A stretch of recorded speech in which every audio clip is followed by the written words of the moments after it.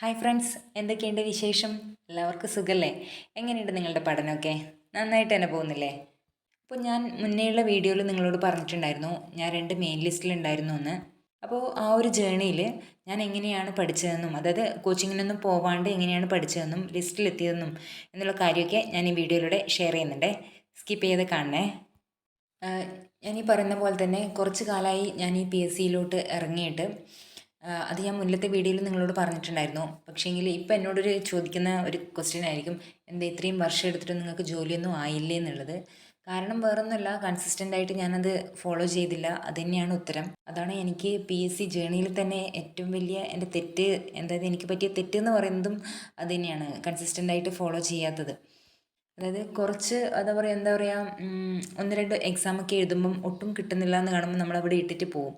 പിന്നെയും ട്രൈ ചെയ്തിട്ട് പഠിക്കാൻ വേണ്ടി നോക്കില്ല. അത് മിക്കവരുടെ അവസ്ഥയാണ്, എനിക്കും അങ്ങനെ സംഭവിച്ചിട്ടുണ്ട്. ഈ 2 ലിസ്റ്റിലേക്ക് കയറുന്നതിന് മുന്നേയൊക്കെ ഞാനും ഒരുപാട് എക്സാം എഴുതിയിട്ടുണ്ട്. അപ്പം ആ ഒരു എക്സാമിനൊന്നും ഒട്ടും കട്ട് ഓഫിൻ്റെ അടുത്ത് പോലും ഞാൻ എത്തിയിട്ടുണ്ടായിരുന്നില്ല. അപ്പോൾ ഞാൻ വിചാരിച്ചിട്ടുണ്ട് മതിയാക്കാം, ഇനി എന്നെക്കൊണ്ട് പറ്റില്ല, ഒഴിവാക്കിയേക്കാം, ഇത് എന്നെക്കൊണ്ട് സാധിക്കാത്ത കാര്യമാണെന്നൊക്കെ വിചാരിച്ചിട്ട് കുറച്ചധികം ബ്രേക്കൊക്കെ എടുത്തിട്ടുണ്ടായിരുന്നു. അപ്പോൾ പിന്നെ അങ്ങനെയും എൻ്റെ ഒരുപാട് ടൈം പോയി.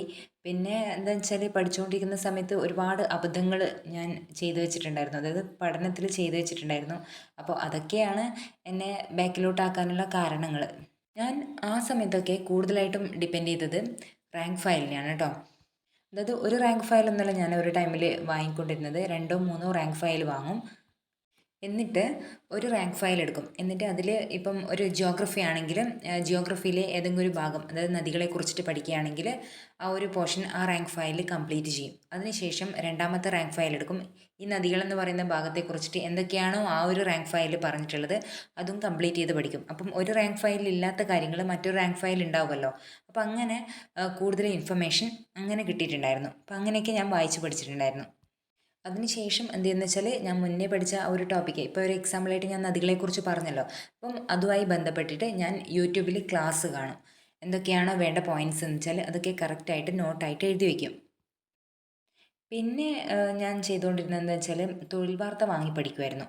അതിലെ ക്വസ്റ്റ്യൻസൊക്കെ നമുക്ക് ചെയ്യുമ്പം ഈ പഠിച്ച ഭാഗത്തു നിന്ന് ക്വസ്റ്റ്യൻസ് വരുമ്പം ഭയങ്കര സന്തോഷമായിരുന്നു. അതായത് കിട്ടുന്നുണ്ടല്ലോ എന്നുള്ളൊരു ഹാപ്പിനെസ് അത് മൈൻഡിൽ വന്നിരുന്നു. പിന്നെ എന്താ പറയുക, പിന്നെ പഠിക്കാനുള്ള ഒരു എന്താ പറയുക എനർജി കിട്ടിത്തുടങ്ങി. അപ്പം അങ്ങനെ ആഴ്ചയ്ക്ക് ഞാൻ തൊഴിൽ വാർത്തയും വാങ്ങി പഠിക്കാൻ തുടങ്ങി.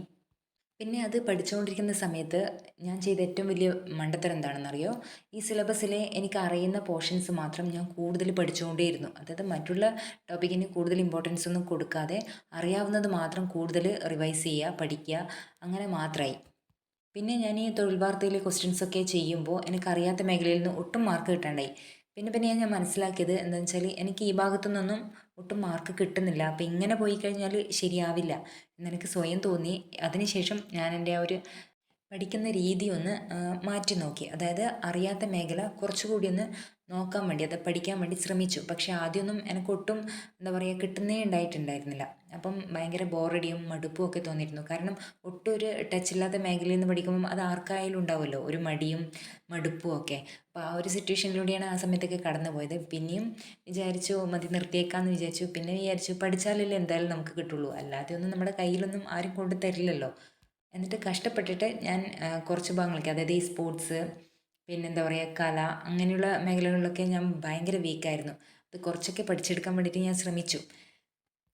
ആ പഠിക്കുന്ന സമയത്ത് ആ ഒരു ഏരിയ ഫുള്ള് കംപ്ലീറ്റ് ചെയ്തു എന്നൊന്നും ഞാൻ പറയുന്നില്ല. എന്നാലും കുറച്ചൊക്കെ നമ്മളിപ്പോൾ PYQ ഒക്കെ നോക്കുമ്പം ഇന്ന പോർഷനിൽ നിന്നാണ്, അതായത് ഇന്ന ഭാഗത്തു നിന്നാണ് ക്വസ്റ്റ്യൻസ് ഒക്കെ വരുന്നതെന്ന് കണ്ടു കഴിഞ്ഞാൽ നമ്മൾ ആ ഒരു ഏരിയ കുറച്ചുകൂടി ഒന്ന് കോൺസെൻട്രേറ്റ് ചെയ്ത് നോക്കുമല്ലോ. അപ്പം അങ്ങനെ നോക്കി പഠിച്ചു. പിന്നീട് ഞാൻ ഈ തൊഴിൽ വാർത്തയിലെ എക്സാമൊക്കെ ചെയ്യുമ്പം ആ ഒരു മേഖലയിൽ നിന്ന് പതിയെ പതിയെ എനിക്ക് മാർക്ക് സ്കോർ ചെയ്യാൻ വേണ്ടി പറ്റി. ഇനി എടുത്ത് പറയേണ്ട കാര്യം എന്ന് വെച്ചാൽ, ഞാൻ ആ സമയത്ത് എന്താ പറയുക SCERTക്ക് കൂടുതൽ ഇമ്പോർട്ടൻസ് നൽകിയിട്ടുണ്ടായിരുന്നില്ല. കാരണം ഇടയ്ക്ക് ആൾക്കാരൊക്കെ പറയുമായിരുന്നു SCERT എന്ന് ചോദിക്കുന്നുണ്ട് ക്വസ്റ്റ്യൻസ് എന്ന് പറയുന്നുണ്ടായിരുന്നു. പക്ഷേ അതിനൊന്നും ഞാൻ വലിയ ഇമ്പോർട്ടൻസ് കൊടുത്തില്ല. അപ്പോൾ ഞാൻ ഈ റാങ്ക് ഫയൽ, തൊഴിൽ വാർത്ത, യൂട്യൂബ് ക്ലാസ് അതുമായിട്ടാണ് മുന്നോട്ട് പോയിക്കൊണ്ടിരുന്നത്. അപ്പോൾ അങ്ങനെ 2021 LDC എക്സാം എഴുതി. അപ്പം റാങ്ക് ലിസ്റ്റ് വന്നു. അതിൽ 491ാമത്തെ റാങ്ക് എനിക്ക് കിട്ടി. പക്ഷേ ഇതുവരെയായിട്ടും ജോലിയൊന്നും ആയിട്ടില്ല കേട്ടോ. കാരണം എന്താണെന്ന് വെച്ചാൽ വേക്കൻസി കുറവായതുകൊണ്ട് അത്രയും ആളെ എടുക്കുന്നുണ്ടായിരുന്നുള്ളൂ ആ ഒരു ഡിസ്ട്രിക്റ്റിൽ നിന്ന്. പക്ഷേ ആ ഒരു LDC എക്സാമിൽ നിന്നാണ് എനിക്കൊരു കാര്യം മനസ്സിലായത്. എന്താണെന്ന് വെച്ചാൽ SCRTക്ക് കൂടുതൽ ഇമ്പോർട്ടൻസ് നൽകി തുടങ്ങിയിട്ടുണ്ടെന്ന്. അതുവരെ ഞാനത് ഒട്ടും നോക്കിയിട്ടുണ്ടായിരുന്നില്ല. അപ്പം അതിനുശേഷം പതിയെ പതിയെ ഞാൻ ഈ SCRTയിലേക്ക് ഫോക്കസ് ചെയ്യാൻ വേണ്ടി തുടങ്ങി. പക്ഷെ ആ ഒരു റാങ്ക് കിട്ടിയപ്പോൾ ഞാൻ വിചാരിച്ചിരുന്നു കിട്ടുമായിരിക്കും, ജോലി കിട്ടുമായിരിക്കും എന്നൊക്കെ വിചാരിച്ചിരുന്നു. പക്ഷേ എന്തോ കിട്ടിയില്ല. പിന്നെ നമുക്ക് എന്താ പറയുക, നമ്മൾ അത്രക്കും ആശിച്ച് എക്സാം എഴുതി റാങ്ക് ലിസ്റ്റിൽ വന്നിട്ടും നമുക്കൊരു ജോലി കിട്ടാണ്ടിരിക്കുമ്പം നിരാശ എന്ന് പറയുന്നത് ചെറുതായിരിക്കില്ലല്ലോ, വളരെ വലുതായിരിക്കുമല്ലോ അതിൻ്റെ ഒരു ആഘാതം എന്ന് പറയുന്നത്. പിന്നെ നിർത്തിയിട്ട് പോകാമെന്ന് വിചാരിച്ചു. കാരണം ആ സമയത്തൊക്കെ കഷ്ടപ്പെട്ട് ഉറക്കമൊഴിഞ്ഞ് പഠിച്ചതാണ്. എന്നിട്ടും ഒരു ഫലവും ഇല്ലാത്തത് കൊണ്ട് സ്വാഭാവികമായിട്ടും ആരായാലും ചിന്തിക്കില്ലേ, നമുക്ക് നിരാശ ഉണ്ടാവില്ലേ. അപ്പോൾ അങ്ങനെ കുറച്ച് കാലത്തേക്ക് പഠിക്കാതെ അങ്ങ് പോയി. പിന്നെ കുറച്ച് നാൾ അങ്ങനെ അങ്ങ് ഫ്രീ ആയിട്ടിരുന്നു. പിന്നെ വിചാരിച്ചു വീണ്ടും വെറുതെ ഇരിക്കുകയല്ലോ, ഒന്നുകൂടി ശ്രമിച്ച് നോക്കാമെന്ന് വിചാരിച്ചു. പിന്നെ അങ്ങനെ പഠിക്കുമ്പോൾ SCRTക്ക് ഞാൻ കൂടുതൽ പ്രാധാന്യം കൊടുത്തു. എന്നിട്ട് സമഗ്രയിൽ നിന്ന് ടെക്സ്റ്റ് ബുക്ക് ഡൗൺലോഡ് ചെയ്തു. അതിനുശേഷം പഠിക്കാൻ തുടങ്ങി. ഞാനിങ്ങനെ പഠിക്കുന്ന സമയത്തും എൻ്റെ ഒരു സ്വഭാവം എന്ന് വെച്ചാൽ കുറച്ച് എന്താ പറയുക, ഹൈലൈറ്റ് ആയിട്ടുള്ള പോയിന്റ് കണ്ടിട്ടുണ്ടെങ്കിൽ നോട്ട് ബുക്കിൽ ഞാൻ എഴുതി വെക്കുമായിരുന്നു. കുറച്ച് വാരി വലിച്ചിട്ട് തന്നെ എഴുതി വെക്കുന്ന ഒരു സ്വഭാവമായിരുന്നു ഉണ്ടായിരുന്നത്. അപ്പോൾ അങ്ങനെ ഒരുപാട് ടോപ്പിക്കിൻ്റെത് ഇങ്ങനെ ഒരുപാടാവുമ്പം എന്താണ്, നമ്മൾ എഴുതിക്കൊണ്ടിരിക്കുന്ന സംഭവങ്ങളും കാര്യങ്ങളൊക്കെ കൂടുതലായിട്ട് വരുമ്പം അതുപോലെ തന്നെ നോട്ട്സും കാണാനുണ്ടായി, ഒരുപാട് നോട്ട്സ്. അപ്പം നമ്മളിപ്പോൾ ഒരു എക്സാമിന് പോകുന്ന സമയത്താണെങ്കിലും ഈ ഒരു കാണുന്ന നോട്ട്സ് മുഴുവൻ വായിക്കാനുള്ള ടൈമൊന്നും നമുക്കുണ്ടാവില്ല. മാത്രമല്ല ഇത്രയും നോട്ട്സ് കാണുമ്പോൾ നമുക്കൊരു മടുപ്പുണ്ടാവും. അപ്പോൾ ഇത്രയും പഠിക്കണ്ടേ, ഇനി എനിക്ക് വയ്യ, അങ്ങനെ ഒരു മടിയും തോന്നും. അപ്പോൾ അതിനുശേഷം ഞാൻ ചെയ്ത ട്രിക്ക് എന്താണെന്ന് വെച്ചാൽ കുറച്ച് A4 ഷീറ്റ് വാങ്ങിയിട്ട് അതിൽ പോയിൻറ്റ്സൊക്കെ എഴുതി വെക്കാൻ തുടങ്ങി. അത് SCRT ആണെങ്കിലും റാങ്ക് ഫയലാണെങ്കിലും അതിൽ നിന്നൊക്കെ ഞാൻ വായിച്ച് മനസ്സിലാക്കിയിട്ട് ചെറിയ ഷോർട്ട് നോട്ടായിട്ട് ഈ പറയുന്ന A4 ഷീറ്റിൽ എഴുതി വെച്ചു. അപ്പോൾ അങ്ങനെയാകുമ്പോൾ നമ്മളിപ്പോൾ ഒരു എക്സാമിന് പോകുന്നതാണെങ്കിലും പെട്ടെന്ന് എടുത്തിട്ട് വായിക്കാനും പറ്റും. അത് കാണുമ്പോൾ നമുക്ക് എന്താ പറയുക, ഓവർലോഡായിട്ട് തോന്നുമില്ല. ഇഷ്ടത്തോടു കൂടിയിട്ട് ജസ്റ്റ് ഒന്ന് വായിച്ചു വിടാനും ആവും. അപ്പോൾ അങ്ങനെയൊക്കെയാണ് ഞാൻ ചെയ്തുകൊണ്ടിരുന്നത്.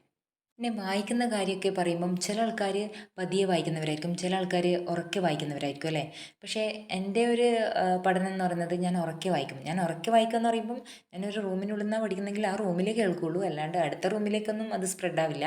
അങ്ങനെ മറ്റുള്ളവർക്ക് അരോചകമാകുന്ന ഒരു സൗണ്ടൊന്നും എടുത്തിട്ട് ഞാൻ പഠിക്കാൻ നിൽക്കില്ല. പക്ഷേ ഇങ്ങനെ മനസ്സിൽ വായിക്കുമ്പം എനിക്കെന്തോ പഠിച്ചാൽ തലയിലങ്ങ് കയറില്ല. അതുകൊണ്ട് കുറച്ചൊരു സൗണ്ടോട് കൂടിയിട്ടേ ഞാൻ പഠിക്കുകയുള്ളൂ. അപ്പോൾ അങ്ങനെ 2-3 തവണ വായിക്കുമ്പം ഇന്ന ഇന്ന പോയിൻ്റൊക്കെയാണ് ഇമ്പോർട്ടൻ്റ് ആയിട്ടുള്ളതെന്ന് നമുക്ക് തോന്നുമല്ലോ. അതൊക്കെ ഇതുപോലെ A4 ഷീറ്റിൽ നോട്ട് ചെയ്ത് വെക്കും. അത് വലിച്ചു വാരി എഴുതില്ല, ചെറിയ ചെറിയ പോയിൻ്റായിട്ട് മാത്രമേ എഴുതുള്ളൂ. പക്ഷേ ചില ആൾക്കാരൊക്കെ എന്ത് ചെയ്യുന്നത് വെച്ചാൽ പഠിക്കുന്നത് മുഴുവൻ അങ്ങനെ ഫുള്ളായിട്ട് നോട്ട് എഴുതി വെക്കാൻ വേണ്ടി നിൽക്കും.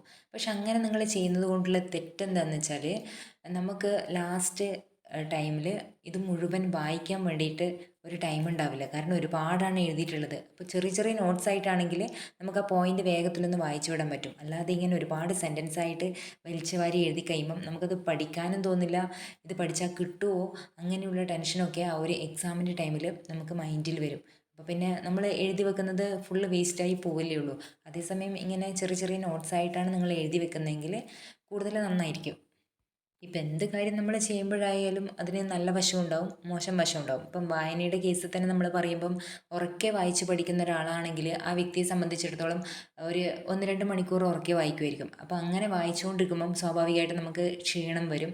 പിന്നെ അതങ്ങ് ബുക്ക് ക്ലോസ് ചെയ്തിട്ട് അങ്ങ് ഉറങ്ങാനോ മറ്റോ പോകും. പക്ഷേ പതിയെ വായിക്കുന്നവരുടെ കേസ് സംബന്ധിച്ചിടത്തോളം അവർക്ക് കൂടുതൽ ടൈം വായിച്ചുകൊണ്ടിരിക്കാൻ പറ്റും.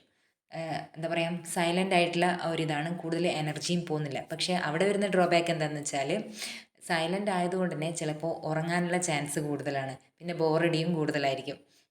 അപ്പം അതാ പറഞ്ഞത്, ഒന്നിന് ഏതൊരു കാര്യത്തിനാണെങ്കിലും നല്ല വശം ഉണ്ടെങ്കിൽ അതിന് ഓപ്പോസിറ്റായിട്ട് മോശം വശവും ഉറപ്പായിട്ടുണ്ടാവും.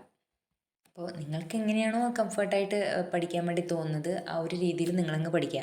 ഉറക്കെ വായിക്കാനാണെങ്കിൽ അങ്ങനെ പഠിക്കുക, അല്ലാതെ പതിയെ വായിക്കാനാണെങ്കിൽ അങ്ങനെ പഠിക്കുക. നിങ്ങളുടെ കംഫർട്ടിനനുസരിച്ചിട്ട് നിങ്ങൾ പഠിച്ചുകൊണ്ടിരിക്കുക. പിന്നെ റിവിഷൻ്റെ കാര്യത്തെക്കുറിച്ച് പറയുകയാണെങ്കിൽ ആ ടൈമിൽ എനിക്ക് റിവിഷനോട് വലിയ താല്പര്യം ഉണ്ടായിരുന്നില്ല. കാരണം എന്ന് വെച്ചാൽ അതിൻ്റെ ഇമ്പോർട്ടൻസ് എനിക്ക് അറിയില്ലായിരുന്നു. ഞാനപ്പോഴൊക്കെ വിചാരിച്ചതെന്ന് വെച്ചാൽ പഠിച്ചതല്ലേ എന്തായാലും കിട്ടും, എക്സാം ഹാളിൽ നിന്ന് എനിക്ക് കിട്ടും, പേടിക്കാനൊന്നുമില്ല, അങ്ങനെയൊക്കെ വിചാരിച്ചിട്ടാണ് ഞാൻ എക്സാമിനൊക്കെ പോയത്. പക്ഷേ എവിടെയോ വായിച്ച് മറന്നത് പോലെയുള്ള ഒരു ഫീലായിരുന്നു ചില ക്വസ്റ്റ്യൻസൊക്കെ എനിക്ക് കാണുമ്പം. അന്നേരത്തെ എനിക്ക് മനസ്സിലായത് റിവിഷൻ്റെ കുഴപ്പമാണ്, റിവിഷൻ കറക്റ്റായിട്ട് ചെയ്യാത്തത് കൊണ്ടാണെന്ന് അപ്പോഴാണ് എനിക്ക് മനസ്സിലായത്. അതായത് ഇപ്പം ഞാൻ റിവിഷൻ ചെയ്യുന്നത് പോലെയൊന്നും അന്ന് ഞാൻ ചെയ്തിട്ടുണ്ടായിരുന്നില്ല. അതാ പറഞ്ഞത്. അതുകൊണ്ട് തന്നെയാണ് എന്താ പറയുക മെയിൻ ലിസ്റ്റിൽ എത്തിയിട്ടും മുന്നോട്ട് പോകാണ്ട് കുറച്ച് ബാക്കൗട്ടായിട്ട് തന്നെ നിൽക്കാനുള്ള കാരണം. ഒന്നാമത്തെ കാരണം എന്ന് പറയുന്നത് ഈ റിവിഷൻ ഇല്ലാത്തത് കൊണ്ട് തന്നെയാണ്. പിന്നെ ആ ടൈമിൽ PYQ ചെയ്യാറുണ്ടോ എന്ന് ചോദിച്ചാൽ ചെയ്യും. ഇതുപോലെ ഒന്നിടവിട്ട ദിവസങ്ങളിലൊന്നും ചെയ്യില്ല. ഇടയ്ക്ക് എനിക്ക് തോന്നുമ്പോൾ വല്ലപ്പോഴുമൊക്കെ ഞാനൊന്ന് PYQ ചെയ്യും. അങ്ങനെ ചെയ്തിട്ടുണ്ടായിരുന്നുള്ളൂ. അല്ലാണ്ട് ദിവസേന ചെയ്യല്ലേ ഒന്നിടവിട്ട ദിവസങ്ങളിൽ PYQ ചെയ്യുക അങ്ങനെയുള്ളൊരു ഹാബിറ്റൊന്നും ഉണ്ടായിട്ടുണ്ടായിരുന്നില്ല. അപ്പോൾ ഇങ്ങനെയുള്ള ചെറിയ ചെറിയ അബദ്ധങ്ങൾ കൊണ്ടാണ് ഞാൻ മുന്നോട്ടെത്താണ്ട് എന്താ പറയുക ബാക്കൗട്ടായി നിന്നത്. മെയിൻ ലിസ്റ്റിലെത്തി സംഭവം, പക്ഷേ എന്താ പറയുക മുന്നോട്ടെത്തിയില്ല. മുന്നോട്ടെത്തിയാലല്ലേ നമുക്ക് ജോലി ഉറപ്പായിട്ട് കിട്ടുമെന്ന് നമുക്ക് പറയാൻ കഴിയുള്ളൂ. അപ്പോൾ ഇങ്ങനെയുള്ള ചില എന്താ പറയുക മിസ്റ്റേക്സും എനിക്ക് എൻ്റെ ആ പഠനത്തിൽ സംഭവിച്ചിട്ടുണ്ട്. അപ്പോൾ അതൊക്കെ തിരുത്തിക്കൊണ്ടാണ് ഞാനിപ്പം മുന്നോട്ട് പോകുന്നത്. അപ്പോൾ അങ്ങനെ ആ പഠിച്ചുകൊണ്ടിരിക്കുന്ന സമയത്ത് എനിക്ക് കമ്പനി ബോർഡ് LGSൽ മെയിൻ ലിസ്റ്റിൽ കയറാൻ പറ്റിയിട്ടുണ്ടായിരുന്നു. അപ്പം അതൊക്കെ കാണുമ്പം എനിക്ക് തോന്നി ഇത് കുറച്ചുകൂടി ഇമ്പ്രൂവ് ചെയ്ത് പഠിച്ചിട്ടുണ്ടെങ്കിൽ എനിക്ക് മുന്നോട്ടെത്താൻ പറ്റുമായിരുന്നു എന്നൊരു തോന്നലുണ്ടായി. അതിനുശേഷം ആ ഒരു തെറ്റൊക്കെ തിരുത്തിയിട്ട് ശരിയായ പഠന രീതിയിലൂടെ ഇപ്പോൾ മുന്നോട്ട് പോയിക്കൊണ്ടിരിക്കുകയാണ്. അപ്പോൾ ഈ ഒരു 2 എക്സാമും ഞാൻ നേടിയെടുത്തത് ഒരു കോച്ചിങ്ങിനും, അതായത് ഒരു കോച്ചിങ് സെൻറ്ററിലും ഞാൻ പോയിട്ടുണ്ടായിരുന്നില്ല. ഞാൻ നിങ്ങളോട് പറഞ്ഞ പോലെ തന്നെ ഈ പറയുന്ന റാങ്ക് ഫയലും SCRT ഡൗൺലോഡ് ചെയ്തെടുത്തും അങ്ങനെയൊക്കെ തന്നെയാണ് ഞാൻ പഠിച്ചത്. അതായത് യൂട്യൂബ് ക്ലാസ് കണ്ട്. അപ്പോൾ അങ്ങനെയൊക്കെ തന്നെയാണ് ഞാൻ പഠിച്ചിട്ടുണ്ടായിരുന്നത്. അപ്പം കൂടുതൽ എന്താ പറയുക റിവിഷനും PYQ ഒന്നും ഇമ്പോർട്ടൻസ് കൊടുക്കാത്തത് കൊണ്ട് പിന്നിലോട്ടായിപ്പോയി, അത്രയേ ഉള്ളൂ. അപ്പം ആ ഒരു ചെറിയ അങ്ങനെയുള്ള ചെറിയ മിസ്റ്റേക്സ് എനിക്ക് പറ്റിയിട്ടുണ്ട്. അതുകൊണ്ടായിരിക്കാം ഞാൻ പിന്നിലോട്ടായി പോയത്. അപ്പോൾ ആ ഒരു മിസ്റ്റേക്സൊക്കെ തിരുത്തിയിട്ട് ഞാനിപ്പം പഠിക്കുകയാണ്. അപ്പോൾ ഇത്രയേ ഉള്ളൂ എൻ്റെ ഇന്നത്തെ വീഡിയോ എന്ന് പറയുന്നത്. ഇതുപോലുള്ള വീഡിയോസ് ഞാൻ ഡിസ്ക്രിപ്ഷൻ ബോക്സിൽ പ്ലേലിസ്റ്റ് ആയിട്ട് കൊടുത്തിട്ടുണ്ട്. വീഡിയോ ഇഷ്ടമായിട്ടുണ്ടെങ്കിൽ ലൈക്ക് ചെയ്തും കമൻറ്റ് ചെയ്തും സബ്സ്ക്രൈബ് ചെയ്തും എന്നെ സപ്പോർട്ട് ചെയ്യണേ. വീണ്ടും ഇതുപോലുള്ള വീഡിയോസുമായിട്ട് വരാം കേട്ടോ. Okay, by.